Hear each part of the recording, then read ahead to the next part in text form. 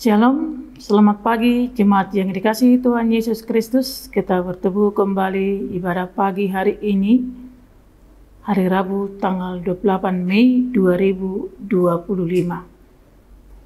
Sebelum kita mendengarkan firman Tuhan, mari kita bernyanyi bersama.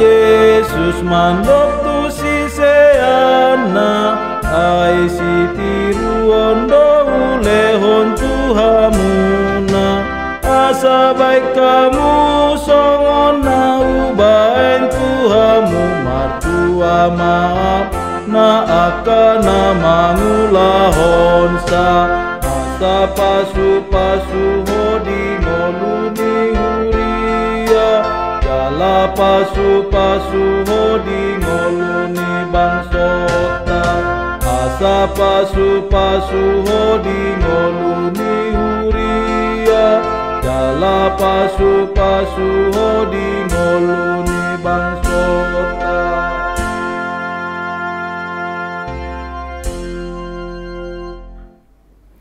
Kita bersatu di dalam doa. Allah Bapa di dalam Kristus Yesus, terima kasih Tuhan buat penyertaan-Mu dalam hidup kami. Sampai hari ini kami nikmati kasih karunia-Mu. Dan kami akan memakai waktu yang Tuhan berikan kepada kami hari ini untuk melakukan berbagai aktivitas dan semua komunikasi kami dan seluruh perjalanan kami hari ini. Biarlah kehendak-Mu yang terjadi pada kami Tuhan, dan Roh-Mu yang senantiasa menyertai kami, sehingga hidup kami benar-benar di dalam kasih karunia-Mu. Firman-Mu akan kami dengarkan, itu yang menguatkan kami dan memampukan kami.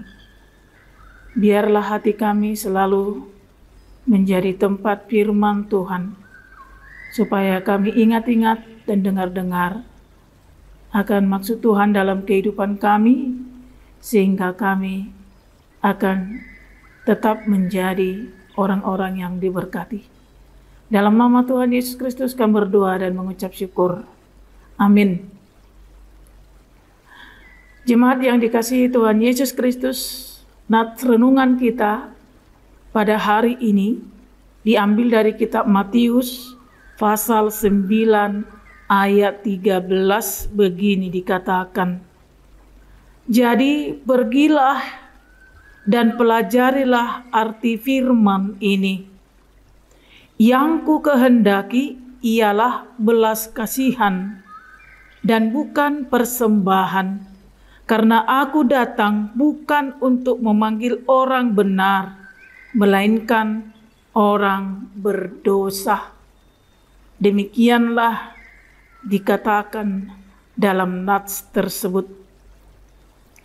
Saudara-saudara yang dikasihi Tuhan Yesus Kristus, dalam perikop firman ini adalah panggilan kepada Matius, seorang pemungut cukai yang sering disebut orang berdosa, dipanggil oleh Tuhan untuk menjadi murid-Nya.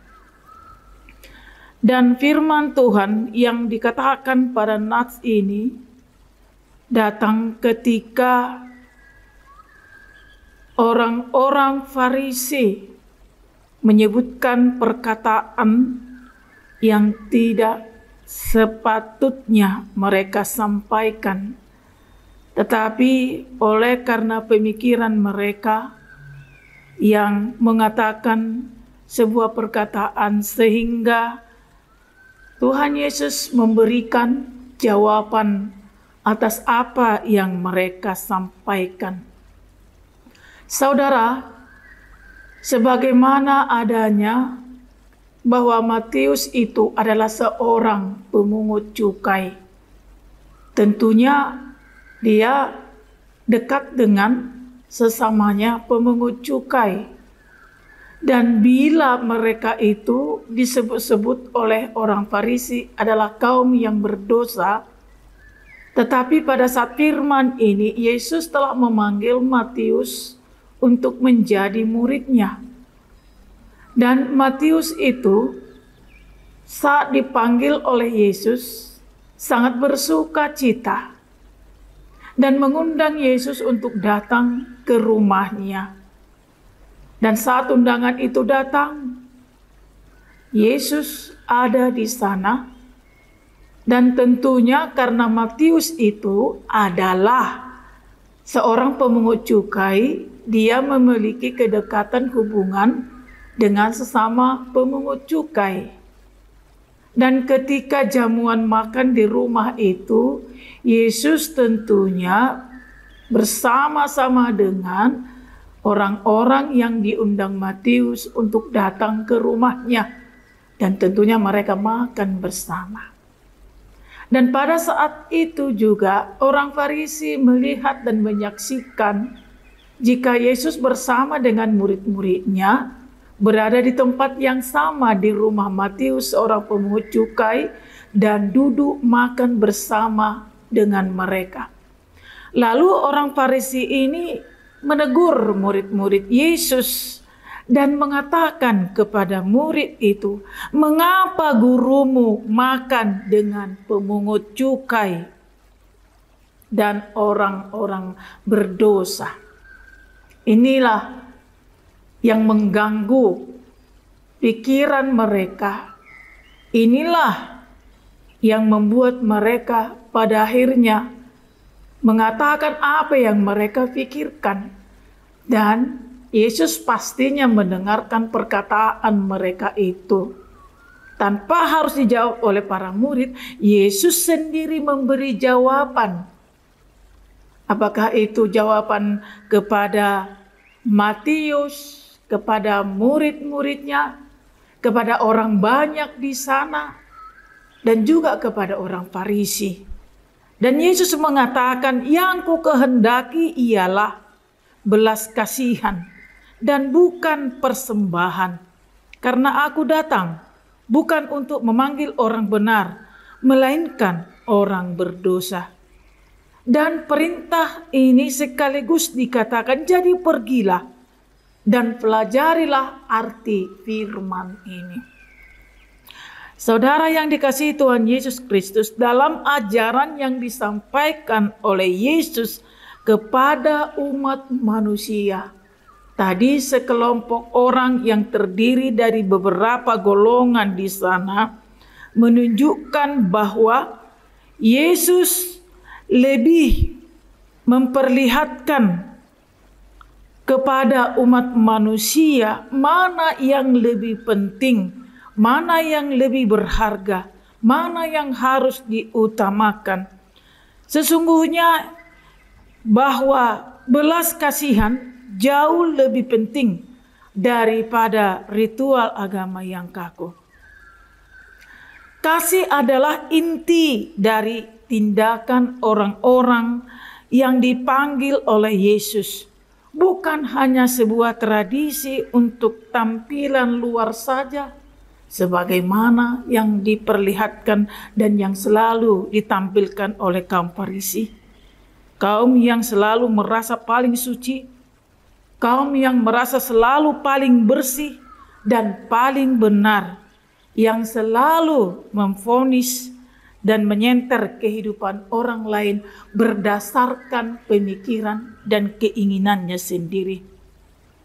Yesus datang bukan untuk orang yang merasa dirinya benar seperti kaum tadi, tetapi untuk mereka yang sadar akan dosa dan ingin bertobat dalam kehidupannya. Bukan untuk mereka yang merasa lebih suci, merasa lebih kudus, namun pada kenyataannya mereka adalah orang-orang yang penuh dengan iri, menghasut, memecah, yang dengki. Mereka hanya suci dan kudus oleh perkataannya dan tampilannya, bukan mewakili dari kehidupannya sendiri.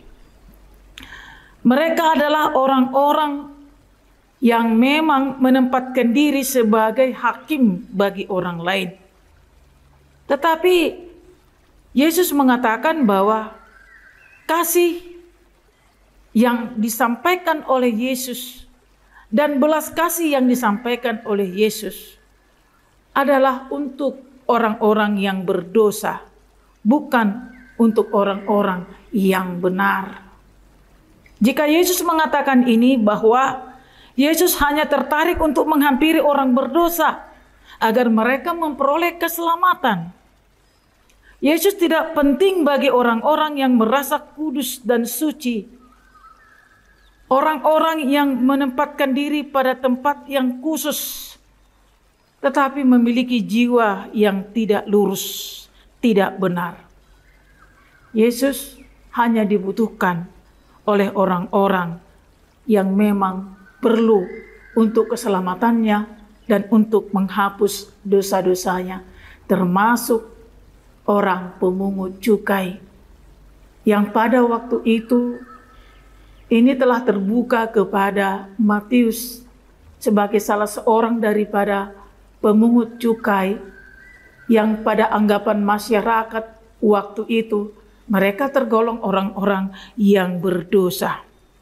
Saudara kekasih Tuhan Yesus Kristus, dalam firman ini panggilan Tuhan Yesus itu benar-benar adalah untuk keselamatan dan pengampunan untuk orang-orang yang berdosa.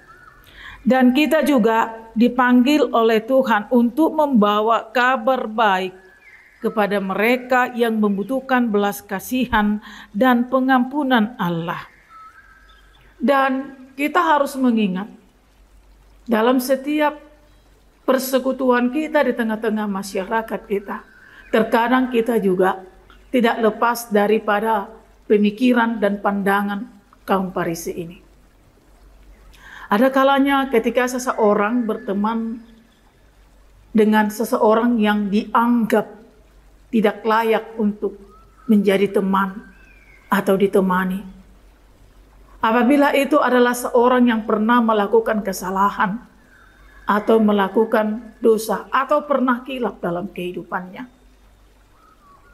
Dan itu merupakan hal yang tabu bagi masyarakat kita untuk bergaul dengan mereka. Saudara kekasih Tuhan Yesus Kristus, apakah mereka tidak pantas untuk diajak menjadi bagian daripada persahabatan atau pertemanan untuk membawa mereka ke jalan yang baik dan benar? Jika kita berpikir kita hanya layak berteman dengan orang-orang yang segolongan dengan kita, yang mempunyai pekerjaan atau juga panggilan menjadi seorang hamba Tuhan, sehingga kita berpikir seseorang yang pernah mungkin berjalan di dalam kegelapan atau melakukan kesalahan atau mungkin kilap dalam kehidupannya, manakah yang kita pikirkan? Apakah kita tidak perlu menjadi bagian dari mereka untuk membawa mereka ke jalan Allah atau untuk pulang? Terkadang kita berpikir bahwa seseorang itu tidak layak untuk menjadi bagian dari orang-orang yang ada di sekitar kita. Apakah yang terjadi?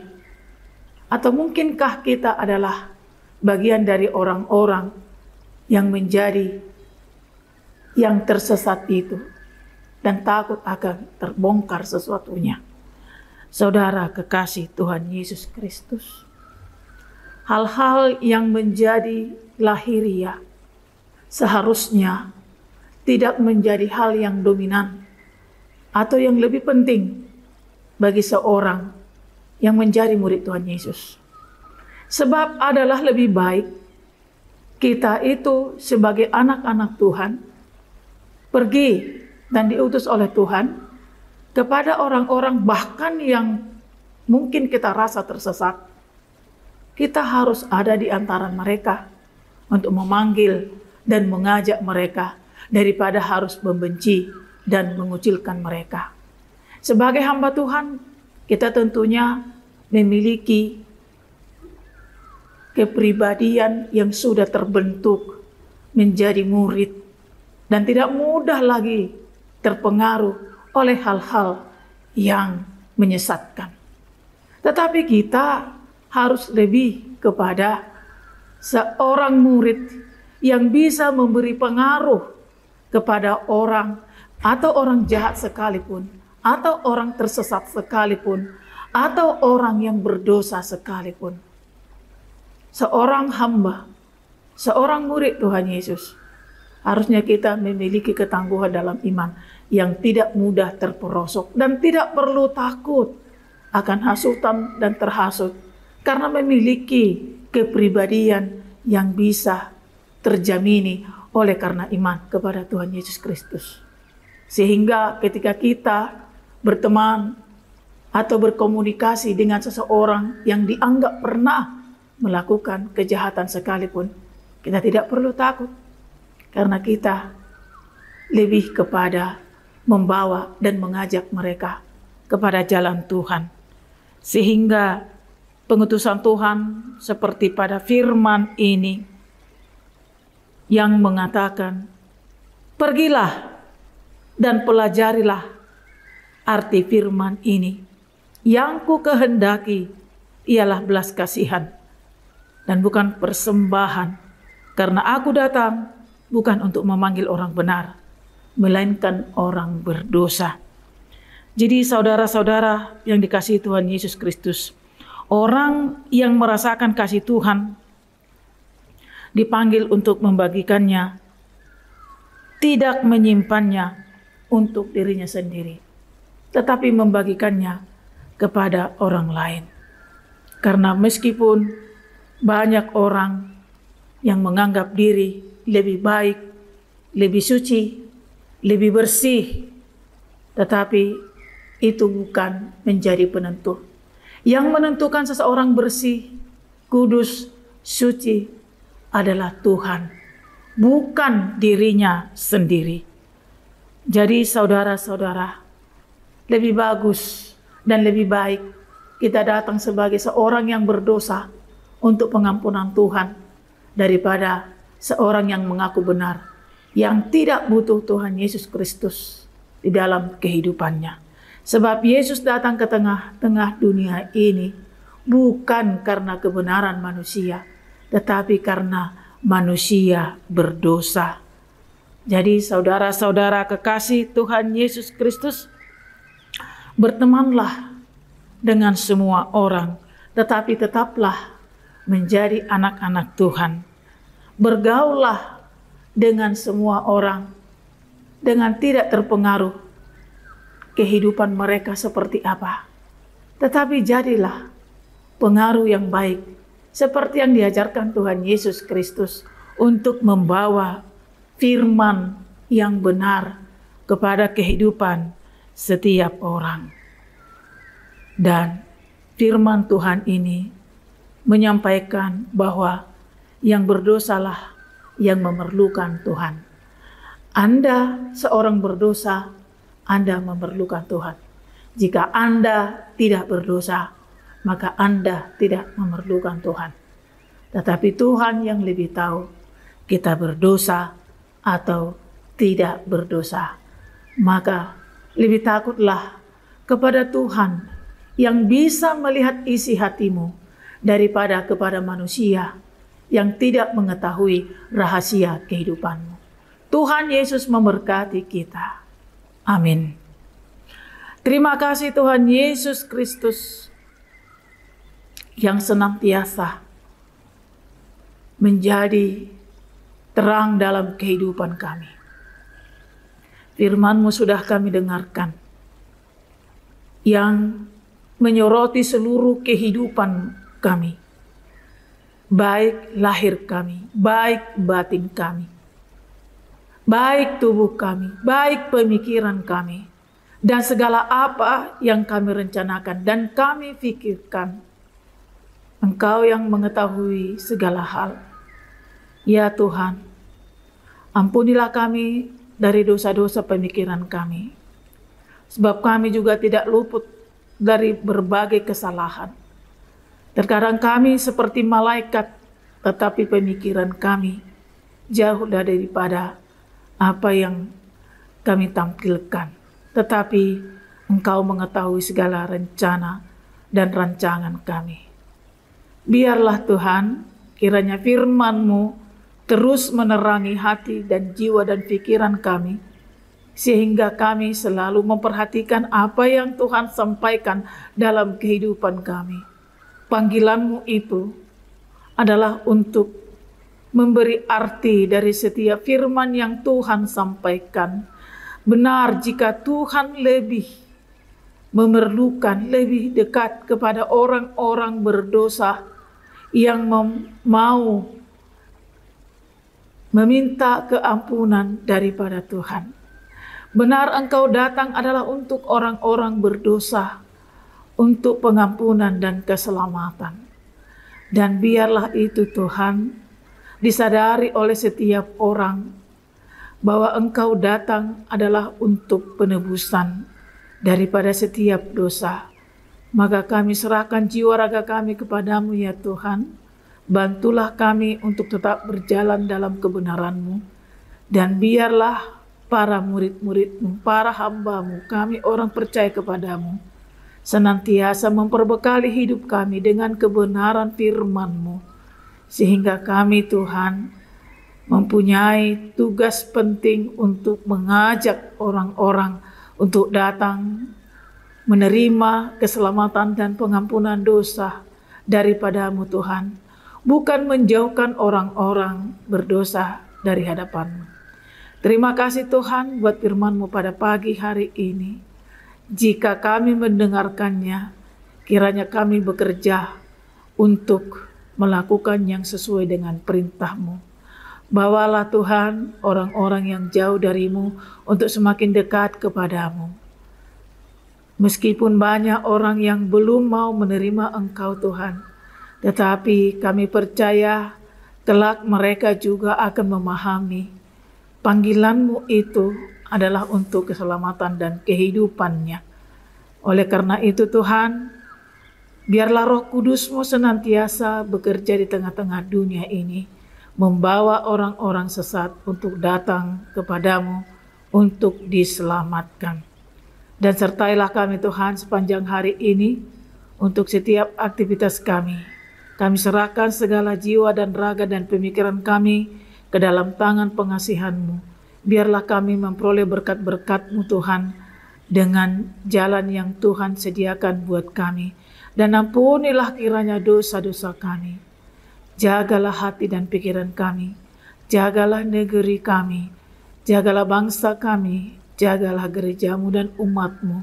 Biarlah kiranya hidup kami senantiasa dipelihara oleh Roh-Mu Tuhan, sehingga kami layak untuk memperoleh berkat-berkat-Mu.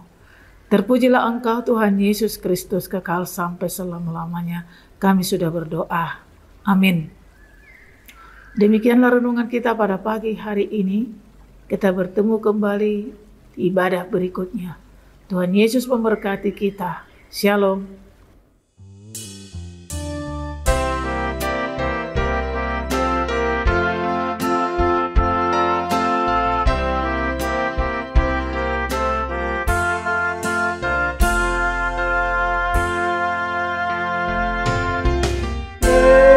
Berfirman kepada pengikutnya, contoh dan teladan ku berikan kepadamu, agar kau lakukan seperti yang aku lakukan. Berbahagialah kamu yang melakukannya.